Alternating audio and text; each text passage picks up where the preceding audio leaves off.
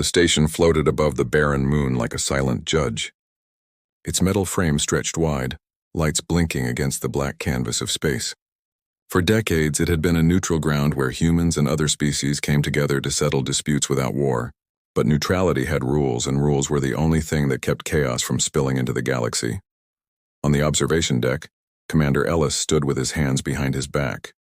He wasn't the tallest man, nor the strongest, but his presence filled the room. His uniform was sharp, his face steady, and his eyes never missed the small details others ignored. He had been stationed here for almost 10 years, watching, learning, and most importantly, enforcing the rules. The gathering today was no ordinary meeting.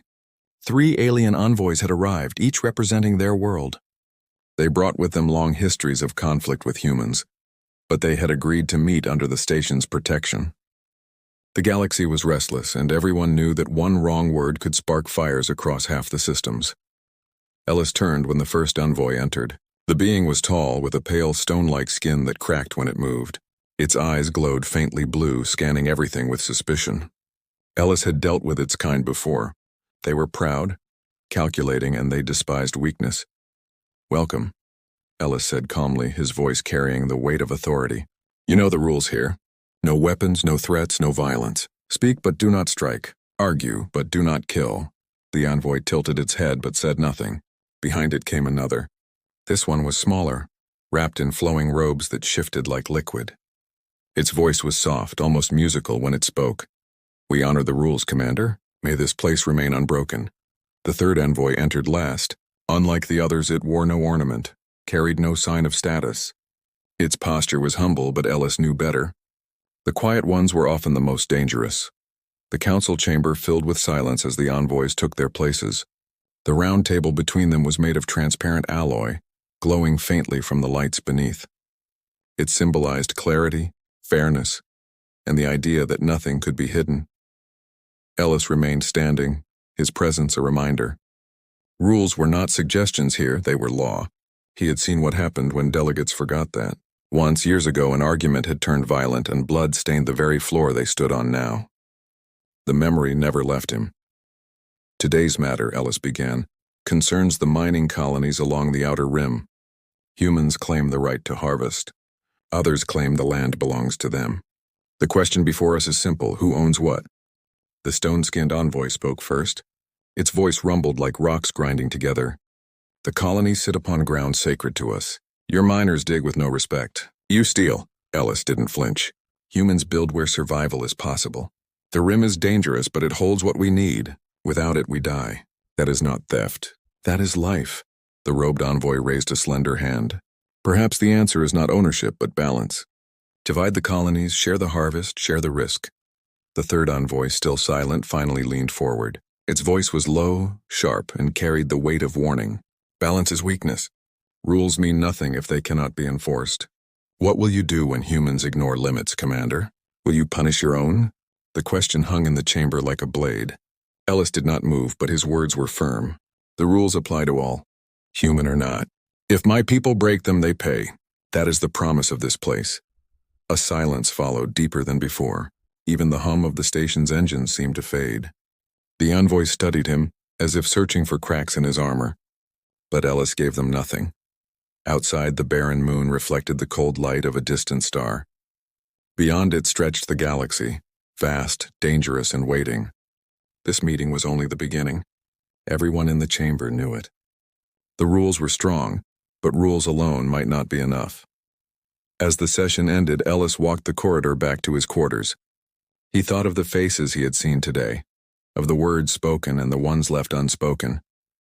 He had seen the spark of something larger, and he knew sooner or later the rules would be tested. The station's corridors were never truly silent. Somewhere deep in the machinery, air hummed through vents, doors hissed as they opened, and boots echoed against metal floors. Yet to Commander Ellis, walking back to his quarters felt like moving through a graveyard.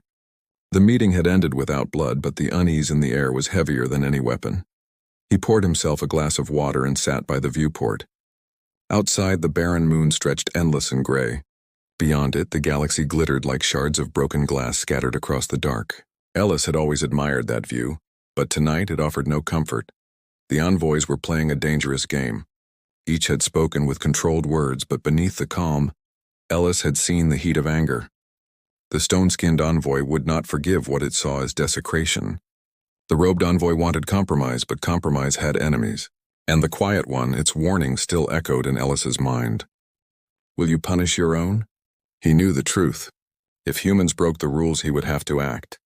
Neutrality meant nothing if it bent only one way. But the thought of punishing his own people pulled at something deep inside him. Rules demanded sacrifice.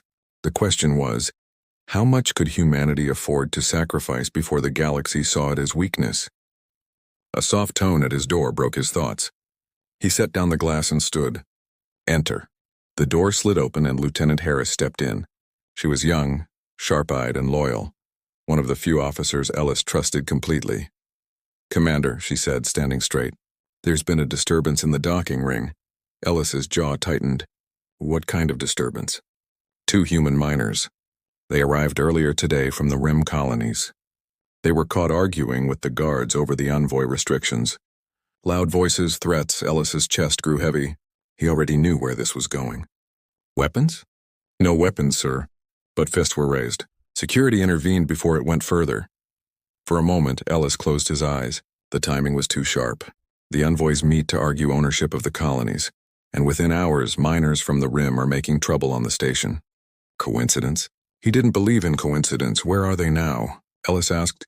Detention block. Good. Keep them there until I speak with them. Harris hesitated before speaking again. Sir, word spreads fast here. The envoys will hear of this, Ellis nodded grimly. That's the point. Let them see the rules at work. No one is above them.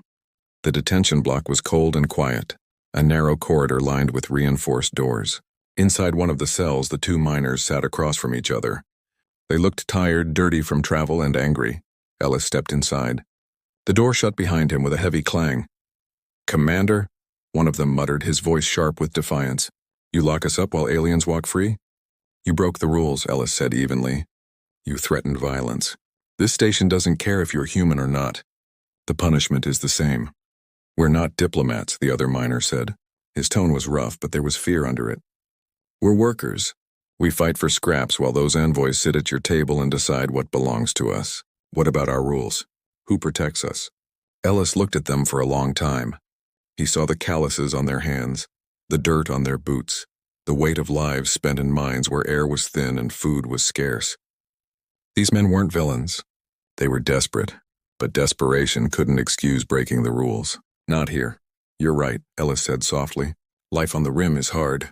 You fight to live. But if you fight here, you destroy the one place that gives you a chance. If the envoys see humans ignore the rules, they'll claim we can't be trusted. Do you want that? Do you want to hand them their victory? The miners said nothing. Their silence was heavy, filled with the truth they didn't want to admit. Ellis stood tall. You'll remain here until the envoys leave. Then you'll be released. No further punishment. But if you break the rules again, even once, I will see you off this station. Do you understand? Reluctantly, both men nodded. Later, as Ellis left the block, Harris walked beside him. You think this was random? She asked quietly. No, Ellis replied. Someone wanted this. Someone wanted to test me. And what happens when they push harder? Ellis's gaze turned toward the council chamber, where the envoys still rested in their private quarters. His voice was calm, but inside the weight pressed harder than ever. Then the rules will be tested, he said, and I will not let them break. Outside the station, the galaxy turned on, endless and vast. Somewhere unseen, powers moved against each other. And here, above a dead moon, humanity stood balanced on the thin edge of rules. The council chamber glowed dim in the early cycle, its round table waiting like a stage before the actors arrived. Commander Ellis stood alone, arms folded behind his back. He had slept little. The incident with the miners still weighed on him. He knew word had already spread through the envoys' quarters. That was no accident. When the first envoy arrived, the stone-skinned one, its heavy steps echoed through the chamber. Its eyes locked on Ellis with cold satisfaction. So, it said, voice grinding like rock, even your own kind cannot follow your precious rules. Humanity breaks order wherever it goes. Ellis did not flinch. 2 men do not represent a species. They were detained. The rules were enforced. That is what matters.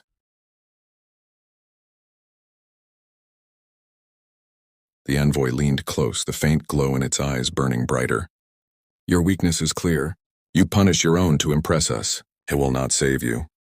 Before Ellis could answer, the robed envoy glided in, robes shifting like liquid shadows. Its voice was calm, almost soothing. The miner's anger is not without reason. The rim eats at all who work it. Perhaps the rules should bend for survival. Ellis shook his head. Rules that bend are not rules. They are suggestions. And suggestions cannot hold peace together. The robed envoy tilted its head as if studying him. Or perhaps peace is not meant to hold. The third envoy entered last. Silent at first, it sat with hands folded. When it finally spoke, its voice carried the sharpness of a blade hidden in velvet. You humans cling to rules because you fear what happens without them. But rules are not strength. Strength is action. Strength is victory. When the galaxy tests you, Commander, will you choose rules, or will you choose survival? Ellis's jaw tightened. Survival without rules is nothing but chaos. That is not survival. That is death drawn out slow. The chamber fell into silence. The envoys stared at him, each with their own intent. Ellis could feel the weight pressing against him, like 3 storms circling, waiting for the right moment to strike. Hours later, Ellis walked the station corridors, his mind turning over every word. Harris joined him, carrying a datapad. Sir, she said, reports are coming in from the rim colonies. Mining ships delayed. Supply shortages. But worse, there are whispers of sabotage. Ellis stopped walking. Sabotage? Yes, equipment failing. Explosions in shafts. Some say it's the work of raiders, others blame the envoy's people. Ellis frowned. And some will blame humans. Harris nodded grimly. This could spread fast. The station's lights flickered once, then steadied. Both of them froze. On a place like this, where every bolt and circuit kept thousands alive, even the smallest flicker meant something was wrong. Ellis tapped his comm. Control report, a voice crackled back. Commander, we've got power fluctuations in the docking ring. Diagnostics show interference from one of the incoming freighters. Ellis exchanged a look with Harris. Docking ring. The same place the miners had caused trouble. Seal the ring, Ellis ordered. No ships leave, no ships dock until we know what's happening. The docking ring was alive with noise and tension. Mechanics shouted over alarms. Guards hurried to secure doors, and civilians pressed against barriers, demanding answers. In the center stood the freighter in question, its engines still warm. Ellis and Harris approached, flanked by security. The captain of the freighter stepped forward nervously, hands raised. Commander, we don't know what's happening. Our systems went haywire the moment we docked. We're clean, I swear it. Ellis studied the man's face, fear, real desperate fear, not guilt. He turned to Harris. Scan the ship. Minutes passed. Finally, the results came through. Harris frowned. Sir, we found something. A device hidden in the cargo hold. Not human design. It's alien. It's broadcasting. The air around them seemed to tighten. Broadcasting to who? For what? Ellis's mind raced. The miners' fight. The sabotage at the rim. The warnings from the envoys. None of it was coincidence. Someone was testing the rules, pressing at the edges, waiting to see how far they could bend before breaking. He looked at the captain. Your crew stays aboard. No one leaves. Until we know the truth, this ship is under lockdown. The captain nodded quickly, relief flooding his face. He wasn't the enemy. He was a pawn. Ellis turned to Harris. Get that device to secure labs. I want a full report within the hour.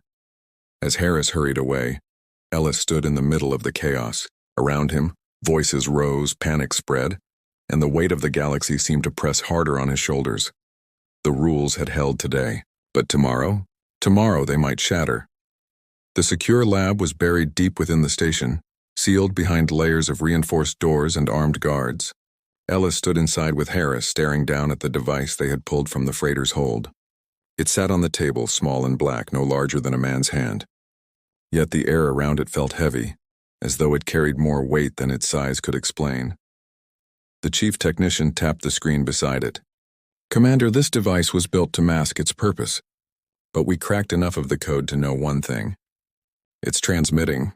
Short bursts, narrow bands hidden inside the station's own signals. Transmitting what? Ellis asked. The technician shook his head. We can't fully decode it yet. But from the fragments we have, coordinates. Someone is sending information out of this station. Ellis felt his chest tighten. To who? The technician's eyes lowered. Unknown, but not human. Harris leaned closer, her voice low. Sir, this could destroy the council. If the envoys learn about this before we control the story, they'll claim humans are smuggling alien tech, breaking neutrality. They'll call for punishment. Ellis's mind raced. Neutral ground was built on trust. If trust died, so did peace. And someone wanted exactly that. Seal this lab, Ellis ordered. No word leaves until I decide otherwise. The council must not hear of this, not yet. Hours later, the council reconvened. The envoys sat across from Ellis, their expressions unreadable. The robed envoy spoke first, its voice smooth as water flowing over stone. There are whispers in your station, Commander. Whispers of sabotage, whispers of danger. Do you keep secrets from us? Ellis's face was a mask. There are always whispers. Until I confirm truth, I do not waste time chasing shadows. The stone-skinned envoy slammed its hand against the table, making the alloy shudder. Lies. Your miners cause trouble, your ships bring danger, and still you claim to hold order. You cannot protect even this station. Ellis met its blazing blue eyes without fear. I protect this place with rules. And those rules are the reason you can sit here without blades at each other's throats. The third envoy leaned forward, its voice quiet but cutting. Or perhaps the reason is that none of us have tested you. Yet. Tell me, Commander, what happens when rules meet power? When survival demands blood, will your word still protect you then? The chamber froze. Every eye turned toward Ellis. He stood slowly, hands pressed against the glowing table. Rules exist for one reason, he said, voice steady, loud enough to fill the chamber. Because without them there is only war. If you think I will abandon them, you are wrong. If you think humanity will kneel, you are more wrong still. Test me if you wish. But remember, we did not climb from our world's dirt by bowing. We climbed by standing, and we will not fall now. The words rang in the chamber, heavy and sharp. The envoys exchanged glances, but none spoke. For the first time, silence felt like respect. After the council, Ellis returned to the lab. Harris was waiting, her face pale. Sir, we've cracked more of the code. The device wasn't just sending coordinates. It was sending schedules. Council schedules. Every meeting, every movement, Ellis's stomach turned cold. So the device wasn't meant for sabotage. It was meant for betrayal, Harris nodded. Which means someone inside this station planted it. Someone with access. The thought cut deeper than any alien threat. If betrayal lived within his own crew, the rules meant nothing. Rules were only as strong as those who kept them. Who knows about this? Ellis asked. Only us, Harris replied. But sir, if the envoys discover it, they'll say humanity cannot even keep its house in order. They'll use it to take everything from us. Ellis placed his hands on the table, leaning over the device. The faint glow of its signal blinked like an unblinking eye watching them. Then we find the traitor, Ellis said, and we show the galaxy that rules still mean something. That night the station did not sleep. Rumors drifted like smoke, civilians whispered, and guards patrolled with hands near their weapons. Ellis walked the corridors, every step heavy with the knowledge of what was coming. Somewhere in these halls someone had chosen betrayal over order. Someone was feeding the fire that would burn peace to ash. But Ellis knew one thing with certainty. When the rules were tested, when the moment came, humanity would not be found weak. The galaxy thought rules were chains, but Ellis would prove they were steel. The alarm came in the middle of the night cycle, a deep, throbbing siren that rolled through the station's halls like thunder. Ellis was already awake, seated at his desk, when Harris's urgent voice broke through the calm. Commander, breach in the docking ring. Armed intruders. Not human. Ellis rose instantly. Lock down the council chamber. No one in, no one out. I'll take the ring. The corridors burned with flashing red as Ellis moved, his boots striking metal with purpose. Guards joined him, weapons ready. He could feel the weight of the moment pressing down on every step. The rules were being tested, openly now. The docking ring was chaos. Sparks rained from shattered panels. Smoke hung in the air and the sound of weapons cracked like lightning. Figures in dark armor surged forward, alien in design, their movements sharp and brutal. Ellis didn't hesitate. He stepped into the fight, firing alongside his guards, driving the intruders back. But even as they fell, he saw the truth. The attackers weren't here to take the station. They were here for the council chamber. Seal the inner doors, Ellis shouted. They cannot reach the envoys.